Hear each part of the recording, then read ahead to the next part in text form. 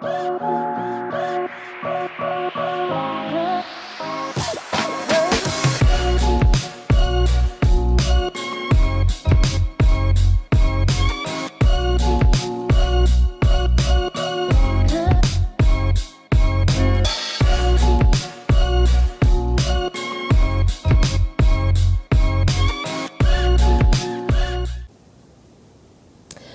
I am literary consultant Clara Rose, and I want to welcome you to this week's episode of The Savvy Author. If this is your first time, welcome. I'd like to invite you to join us every week as I talk about all of the moving pieces and parts that come with writing and publishing your brand awareness book. That's what I specialize in, is business books, and so that's what we talk about the most. I invite you to come back every week and learn everything you need to know about being a savvy author.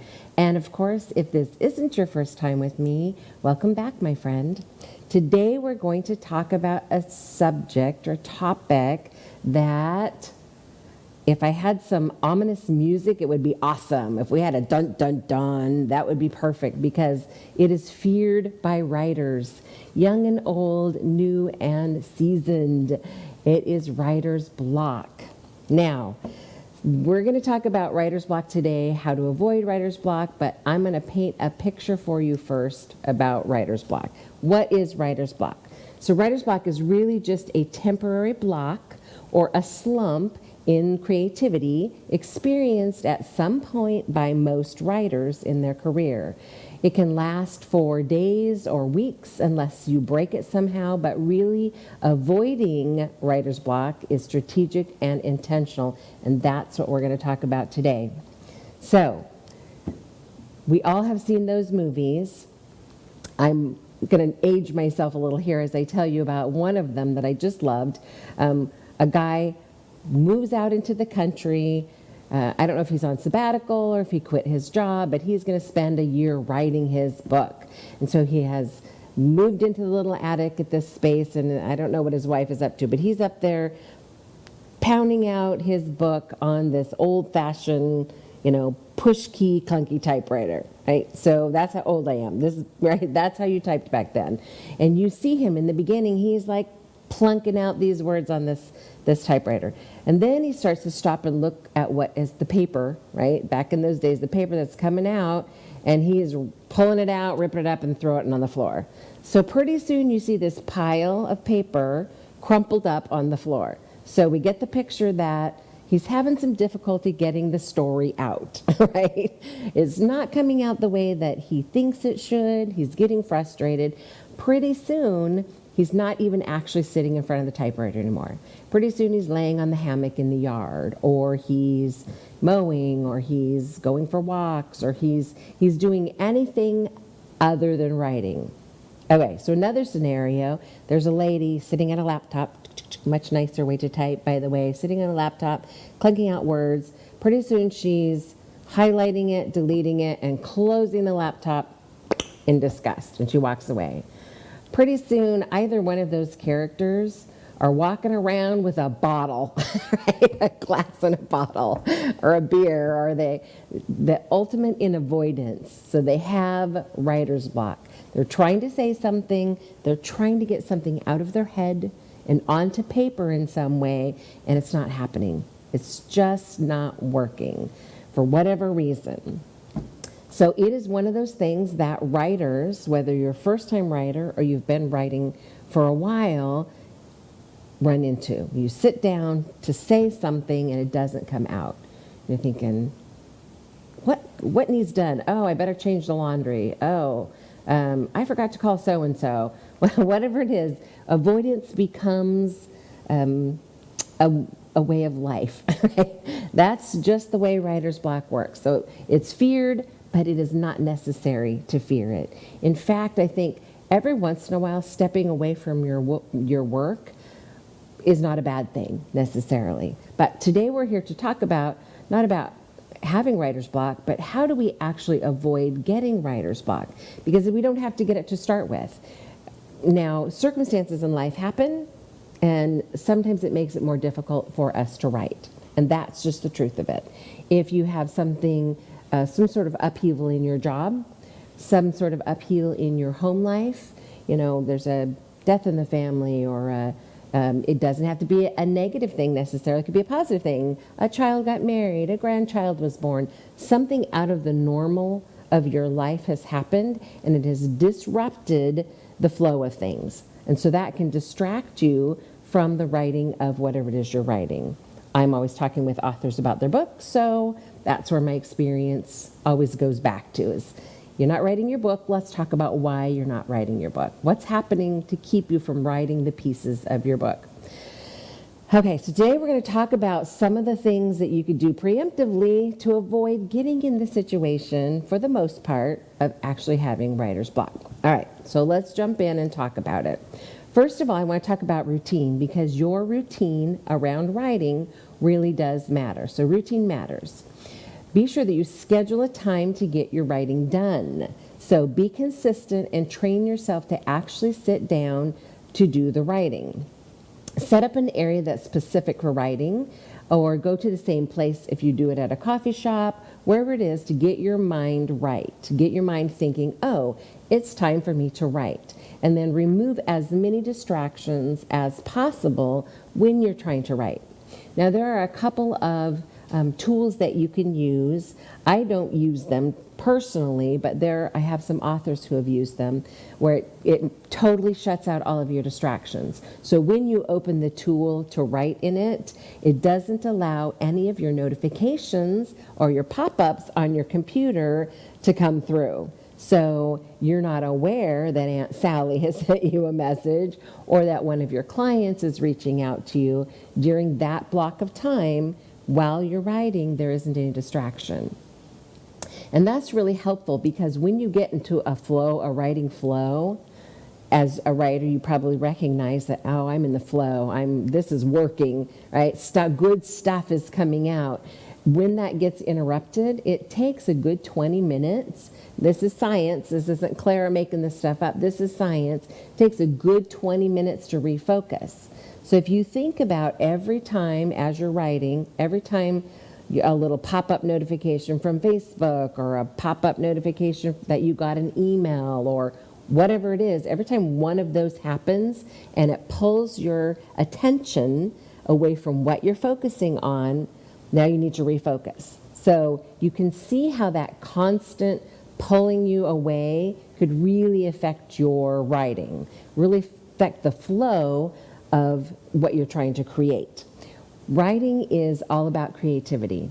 So you're making something from nothing. You're creating something from an idea.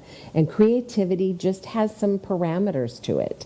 Most people need a quiet, consistent place to do their writing. Now, I have had authors go to like coffee shops, because being at home wasn't conducive to writing. So they'd go to a coffee shop. And I would say, for me, that doesn't necessarily work. I'm too easily distracted by, the people coming and going, and then, the music, and if it's a good coffee shop, the coffee. But if that works for you, that's fine. Just be consistent so that your brain knows, oh, it's time to focus on writing.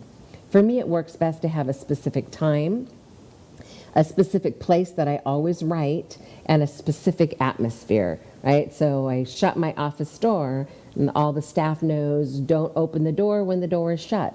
I'm either focusing on my writing or my editing, or I'm on a Zoom call with a client. So that's don't interrupt me time. That's how I say to everyone in the office, I need to be uninterrupted at this point.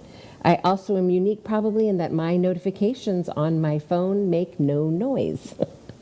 No noise. There's no beeps, bleeps, boops, whatever you got going on. So when my phone is set aside and I'm concentrating on something, I'm not distracted by those noises. Now, I'm not saying that you absolutely need to do that, but just be aware of who you are and how your writing works, so that you're sure to have as few distractions as possible. I see a lot of people with the watches, and it's super frustrating even to be in a meeting with somebody who every 5 seconds is looking at their iWatch or whatever to see what it is that somebody, who's reaching out to me. If you're going to try and write like that, good luck. That may be your writer's block right there. Not really writer's block, but just distractions. Okay, so routine matters. Get into a routine of writing. Make it a priority, just like you would prioritize anything else that's important to you, perhaps going to the gym, whatever it is, make it a priority. Start with 30 minutes. Anybody can sit down and write for 30 minutes. And then one day you'll look up and go, oh my word, I've been writing for an hour and a half, and look at all this stuff that I've created. All right, so beyond routine, let's move on. So next, I want to talk about the topics. Topics that you're going to be speaking about. Topics matter. All right, what do I mean by that? First, I want you to brainstorm to get your topic ideas out of your head before you start writing. If you start writing before you gather all of your topics, all of your pieces, it's really difficult to stay focused. Now, I often sit down with clients for a first time who talk about, I've been writing my book for 8 years, or I've been writing my book for 2 years. You know, I'm on chapter 4. Okay, so what is the problem? It usually starts with the fact that they haven't actually sat down and determined all of the content in its entirety. I'm not talking about the building it out in its entirety. I'm talking about the content, the topics that are going to literally, physically go into your book. So when we did the brainstorm and blueprint together on this book, that's the part I'm talking about, is the brainstorm, getting all of that information, all of this 8 ways to mind your own business, right? Strategy and mindset for the new entrepreneur. I did the strategy half of this book, and Debbie did the other half of it, the inspiration stuff. So as I looked at that, 8 ways, I had to come up with which 8 ways I'm putting in this book. So I pulled all of that content together before we started writing, right? So we didn't have to guess later what it is that was going to go into the book. And I find that is part of the problem for writers. That is a big percentage of the writer's block that I see, is they start writing, I'm going to write this, they start writing, and then they kind of get stuck. Like they don't know where to go. That's not really writer's block, that's poor planning, or lack of planning at all, for that matter. So step number 1, obviously, topics matter. Get those topics out of your head and onto paper. Then we can do something with them, actually. Now we're going to work on your outline. Now, if you followed me for any length of time, you're aware that I preach this pretty heavily. Your outline matters. Everything that you write needs an outline before you actually start writing. This is also true for your book. If you don't plan your topics, you will get writer's block at some point, I promise you. It's really just about creating a roadmap to follow, which is why I call it, every week when you're here, you hear me say, brainstorm and blueprint. That's step 1 to getting your book done, right? The outline is just your blueprint. It's something that you follow. If you think about somebody who's building a house, or even an addition onto a house, they are following a blueprint. They're following a written, detailed plan so that when it's done, it looks like what it's supposed to look like. So imagine if your contractor set out to build your house and didn't use a plan, just kind of willy-nilly, whatever. So might you run into problems where things didn't actually meet up? Things didn't actually fit where they were supposed to? When you got done and it just wasn't quite right? I can't even imagine trying to build something without a plan to follow. And by the same token, I can't imagine writing a good book, an effective book, that really does what you want, which is to bring brand awareness to your business, ministry, cause, or brand, right? How can you get that if you don't have a plan to get there? And the outline is absolutely what helps to make that happen. So as you pull all those topics out of your head, make sure you get that plan for your book mapped out before you actually start writing. If you don't, I promise you'll hit a point where you feel like you have writer's block. What you really have is poor planning, or a lack of planning. I don't mean that in a negative way. I'm just saying those are the tools that are going to make it easier for you to pull your book together, and necessary if you're going to be a savvy author. All right, let's move on. We don't want to run out of time before we talk about all the good stuff. All right, so your content matters. What do I mean by that? You don't have to start writing at the beginning of a specific topic. You just have to start writing. So perhaps you just need to capture a story or a thought as it comes to you. So, and then you move content around as it starts to flow and unfold. I see this a lot in first-time authors. They feel like I need to sit down. We have given them a good foundation, of course, because we've done a brainstorm and blueprint process.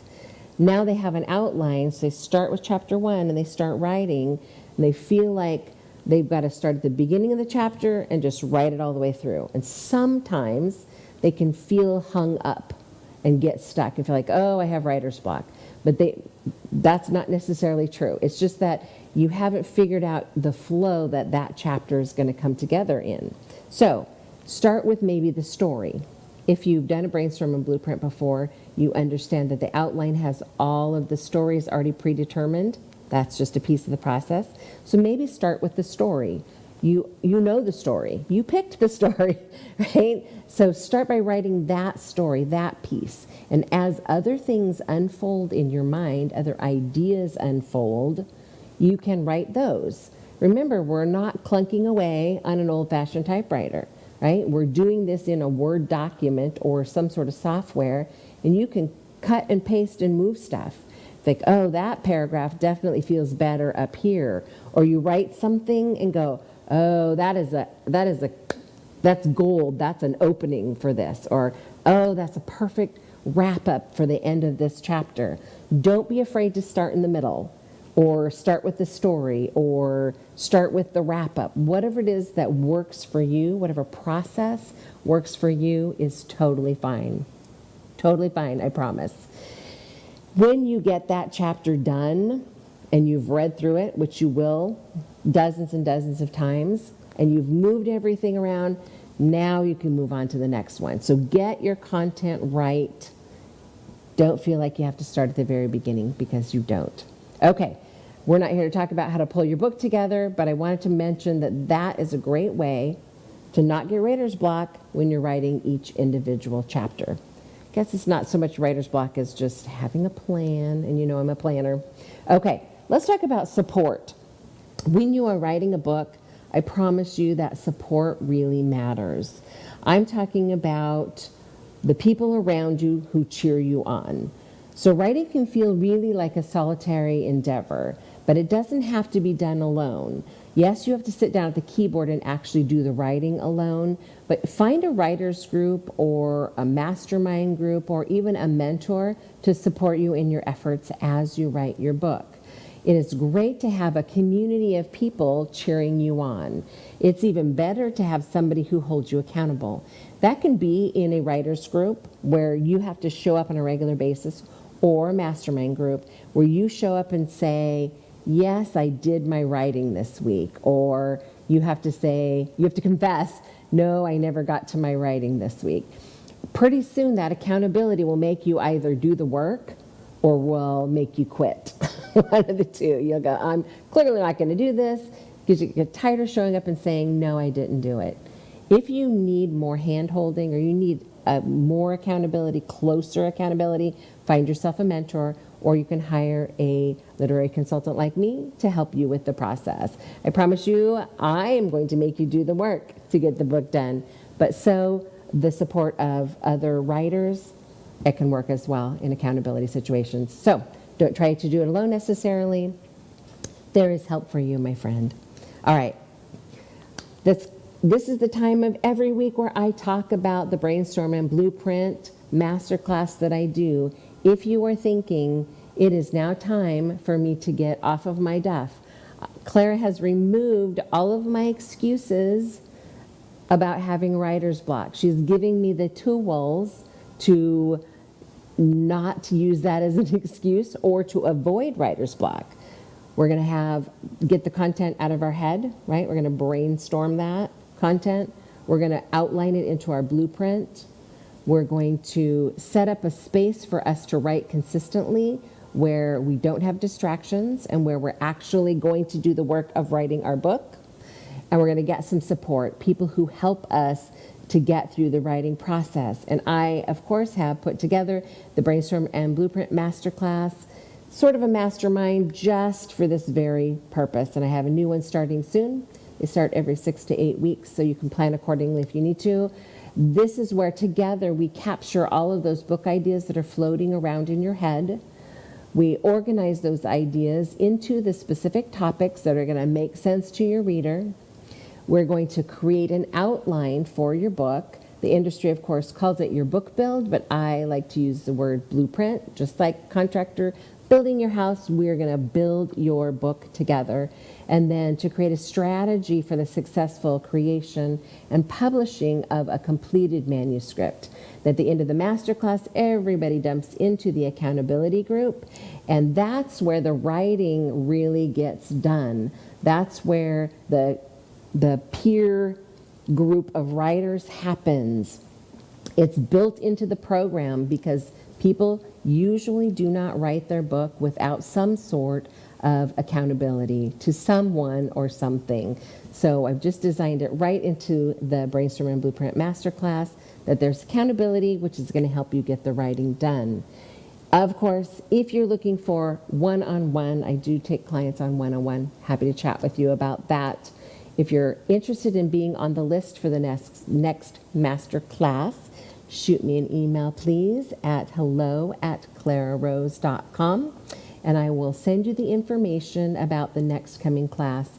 I take a limited number of people at a time because it needs to stay small and it needs to stay intimate as a group so that we can actually help each other through the process. It is digging deep when you write a book. Sometimes it's getting over that feeling of, does anybody care what I have to say? Is anybody going to listen to me? All of the things that can make you feel like, it can feel like writer's block. It's not really writer's block. It's maybe fear or insecurity or not knowing what to do next or being poorly organized to start with. All of this comes together as tools for you in the Brainstorm and Blueprint Masterclass to help you get through this process. And then, of course, once you're in the accountability group, you never have to leave if you don't want to. The group continues to grow every time we have a new class, and some amazing collaborations and cool things are happening in that community group. So we'd love to have you be a part of that. Whew. So have I convinced you yet that you don't have to have writer's block? That maybe you don't really have writer's block? Maybe there's something else going on? If you'd like to chat more, I am happy to hop on a Zoom call with you and chat with you about your next book. Before I go, I am super excited. If you were here last week, you already saw the interview with Teresa Todd. Her new book is coming out. I like to celebrate all of my authors when their book comes out. This one's super exciting for me. We've been working on it for a while, and it's been super fun to write this book for her. And her launch is coming in a month, right? It's May 1, her launch is coming, and we're at April 1. So in a month, her launch is happening. I'm going to invite you to hop over to her page that she has set up for her book. It's her pre-launch page, and it is at withoutfearofherfuture.com/book. And you can hop on the page that lets you sign up for information about the book coming out. It is all about a woman's story, a guide to how she created wealth and how you too can create wealth if you're interested in investing in real estate. So it's a woman's guide to real estate investing. Without fear of her future, you may recognize that that's a scripture. She does come from it with a Christian background and a spiritual side to it. So if that interests you, I invite you to hop on over there. If you are a woman and you are in real estate investment industry, or you're interested in being in the real estate investment industry, I would love to invite you to come and be a part. It's in Dallas, Texas. It's the 28th and 29th of this month and May 1st, which is the third day of the event. There is still tickets available. You can go to her website, withoutfearofherfuture.com/book. We'll get you on the sign-up sheet so you'll get emails about it, or you can go to womensrein.com, and that's women's REIN, stands for Real Estate Investors Network. Go there, and she has more information about how you can participate in this amazing event. I'm going to be there helping her launch her book, And if you come, please hunt me down. And there's, I think, 7,000 ladies there, but please find me and say hello. Tell me that you're watching the show. Tell me that you love the show, because we know that you do, because you keep coming back to watch it. I would love to be a part of your launch as well. So if you're ready to get that book out of your head and do something with it, I would love to be a part of that. But I would even, right now, I'm even more excited about having you at this event if you think that this is for you. Now, Teresa is bringing in a whole list of names that I cannot remember. Barbara from the Shark Tank, I think Kim Washington, a bunch of really big name ladies are coming in to speak with a group of ladies there about being not just in real estate, but being the best you that you can be. These are powerhouse women sharing their stories, talking about how you as a woman, not that this is what I do is all about women, but you as a woman can take control of your own life and be master of your own destiny, if you will, if that's what you're looking for. Okay, so hopefully I will see you there. Otherwise, I will see you back here next week, where we're going to do some more talking about what it is you need to know to be a savvy author.